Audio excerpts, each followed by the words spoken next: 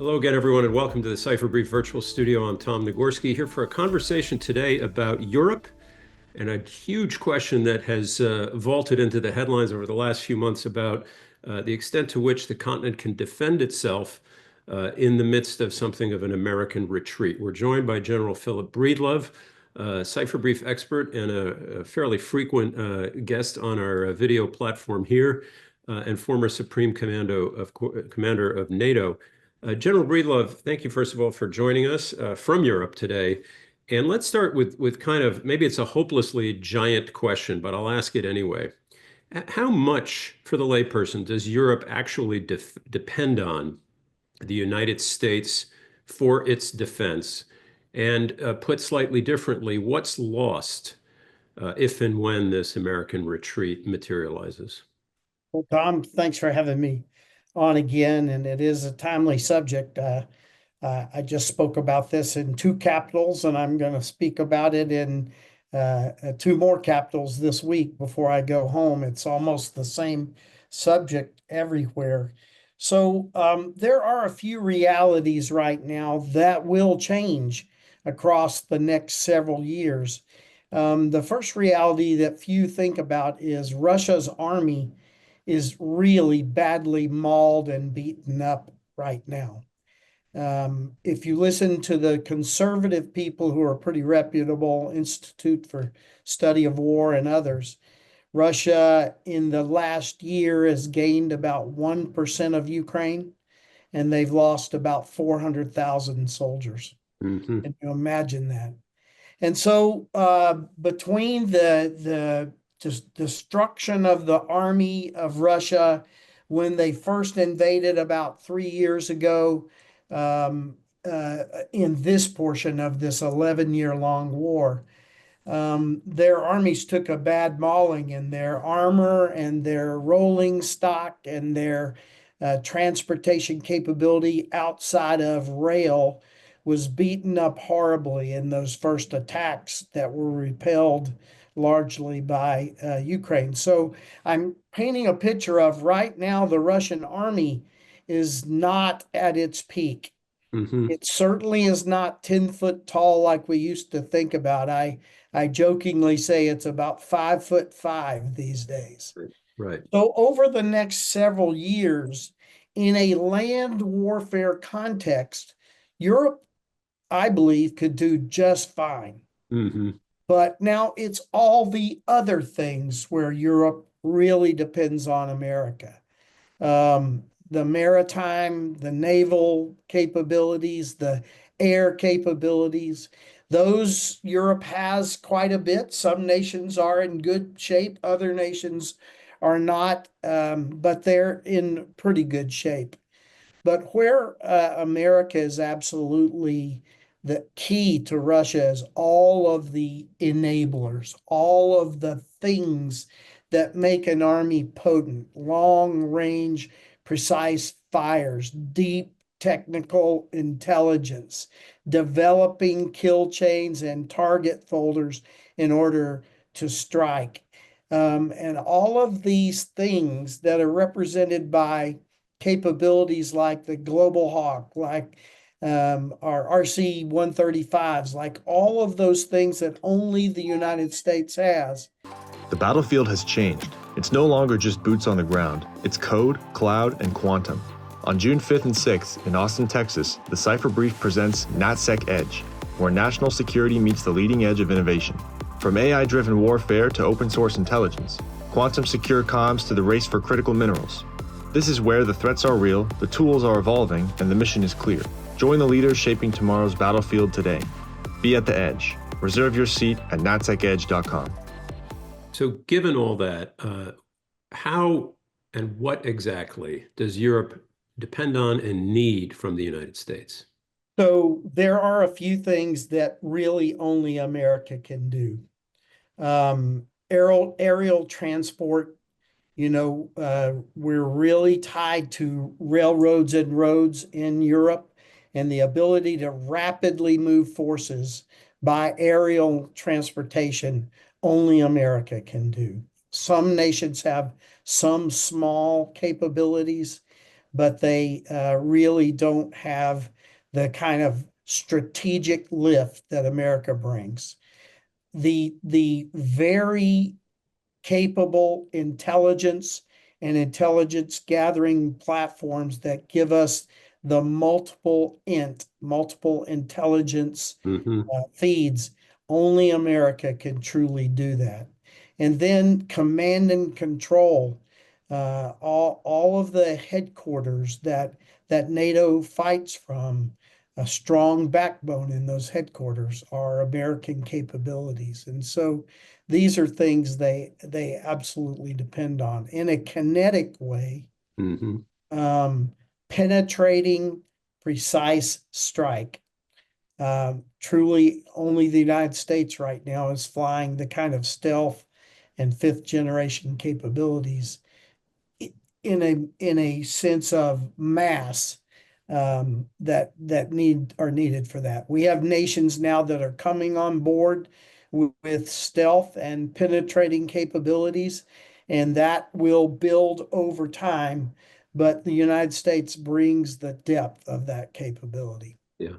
So with all those specifics, there was a report in the last week from the International Institute for Strategic Studies that they put out that said that it would cost Europe upwards of $1 trillion and take about 25 years to match and replace what America brings. I guess that's something you need to. Isn't math an amazing thing? We took almost a 3 decade procurement holiday. We were enjoying our peace dividends for almost 3 decades. I was asked not long ago, how long does it take to recover from that 3 decades? I said 3 decades. Right.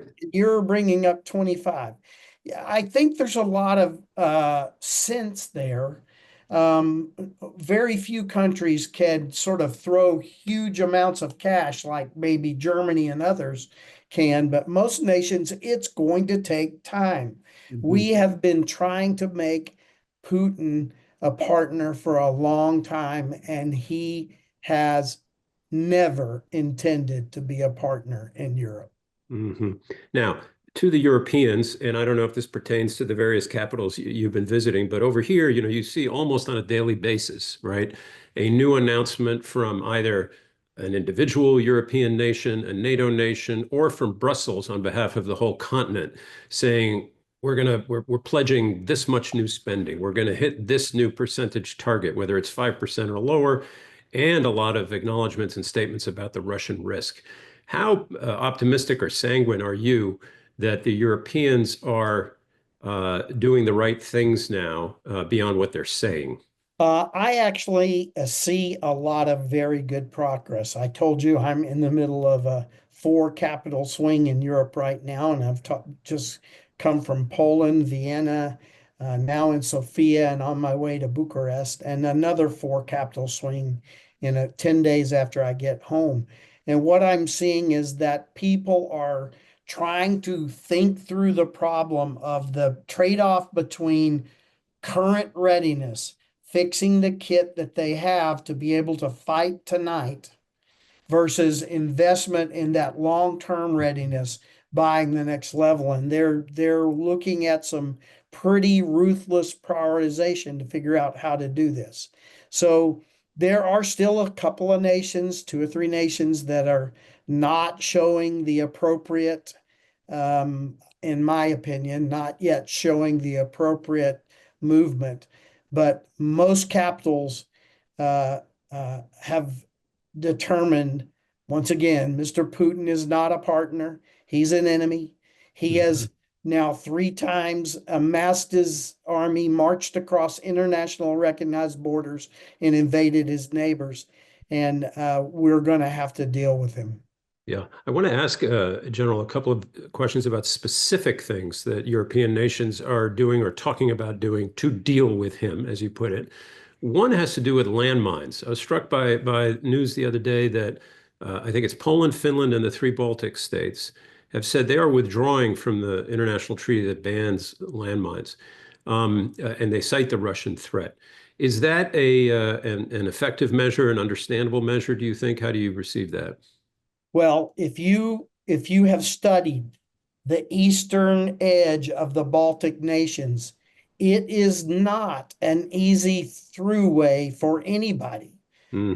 In peacetime, there are complications, swamps, forest, narrow spots. And so, if there is any territory out there where landmines could definitely cause massive problems for an invading army, I would say that it is the eastern flank of the Baltic nations. And Hmm. remember, the nations now are really trying to decide, is America a reliable ally or not? And if they're going to have to go it alone, they're going to have to take some pretty tough measures to make sure that they can hold should Russia do what they seem to be continuing to do. And here's another unusual measure, as you say, and that comes from Poland, which is it's not a measure, but it's a request that they've publicly made now that nuclear weapons be positioned on their soil as a. Doesn't surprise me at all. Hmm. I think if you did some Google research, you'd find out that South Korea and Japan, there are now intimations out of both of those countries that they think it's time to start a nuclear program. I don't doubt that Poland would love to have U.S. weapons there. Poland is going to buy the kind of aircraft that could deliver in a stealthy manner a nuclear weapon. And I think that we're going to, again, the world is sort of sitting back and watching what's going on in Ukraine. And they're trying to determine, is America a reliable ally or not? And they're going to start taking these more drastic measures because you just can't bet your national sovereignty and Hmm. existence on a hope. Yeah. And actually, one more question, if I could, about Poland. They're having elections there today, as you know. To what extent are they? I mean, they're clearly kind of a frontline state in all this. How much of a linchpin are they for kind of, or a leading edge, whatever you want to call it, for this Europe defends itself discussion? I've used this term more than once. I believe it. They're kind of the anchor in the north. Hmm. We've got a new real amazing anchor in the high north. Finland is an incredibly capable and determined nation and military, and they fought Russia to a standstill in wars like the Winter War and others. Now you've got Poland that has been steadily investing in capability and taking their defense in an important way. And I think if you look in the Black Sea in the south, you've got a nation that's not moving as fast as others, but Romania is fast becoming an anchor in the south. But definitely in the center, Poland is the army that has the capability to inflict damage on Russia. Yeah. So last question, General, back to where we began and back to the country that is really driving a lot of this, and that is Russia. You noted at the outset that they are battered right now militarily, losing all those soldiers you talked about. The economy is not doing well. Some might just look at all that and think, well, it seems a little far-fetched maybe to imagine a Russian incursion or invasion against any of these countries we've been discussing. On the other hand, or the other end of the scale, you have what we know about Putin's ambitions. How should we weigh all that? Well, deterrence is in the mind of the deterred. And Hmm. clearly, most people like me think of deterrence, they think of capability and credibility. I think the West, NATO, has plenty of capability to deter Mr. Putin. I do not think the West has the credibility to deter Mr. Putin right now, and that's worrisome. I talk often about our strategic deterrence is still firm. Our Hmm. tactical nuclear deterrence is slipping every day, and we need to take steps to regain and make that solid. Our conventional deterrence is still pretty solid inside of NATO.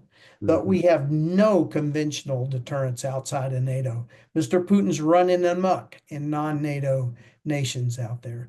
And then finally, in the hybrid, the gray zone, the below the line war, whatever you want to call that war, we never have had deterrence, and we've got to establish deterrence there. And all of this really turns on our credibility. I think Mr. Putin senses weakness, and he knows what to do in the presence of weakness. Yeah.